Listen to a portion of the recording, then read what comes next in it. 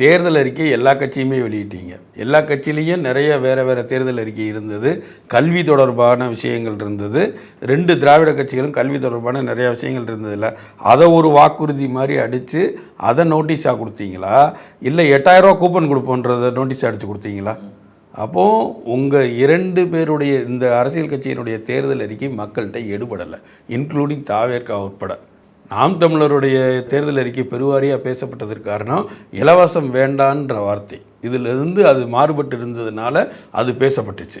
அப்போ இந்த தேர்தலில் பேசப்பட்ட ஓரளவான தேர்தல் வாக்குறுதின்றது நாம் தமிழர் மட்டும்தான்.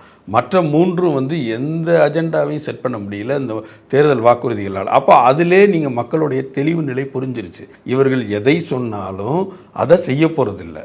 அந்தந்த காலகட்டத்துக்கு என்ன தேவையோ அதைத்தான் செய்வாங்க. அப்போது இந்த தேர்தல் அறிக்கைன்றது நம்மளை ஏமாற்றக்கூடிய ஒரு விஷயம்னு அதற்கு ஆதரவே கொடுக்காதனால தான் தொடர்ந்து அதை பற்றின பேச்சுக்குள்ளே அரசியல் கட்சிகள் ஈடுபடலை. அப்போது அந்த இடத்துல அரசியல் கட்சிகளுடைய விஷயங்களை புறந்தல்னதை நான் இந்த தேர்தலுடைய மிகப்பெரிய வெற்றியாக பார்க்குறேன்.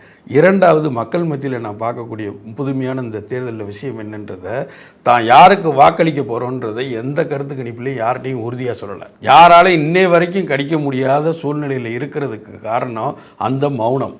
அந்த மௌனத்தை வெறும் தேர்தலில் மட்டும் புரட்சியாக காட்டுறதுன்றதை நான் ரொம்ப ஒரு மதிப்புக்குரியதாக இந்த தேர்தலில் மிக தெளிந்த, அதாவது 50 வருடம் 60 வருடம் ஓட்டு போட்டு அந்த அனுபவத்தில் அடிப்படையில் ஏற்பட்ட ஒரு முக்கிய முடிவாக நான் இதை பார்க்குறேன்.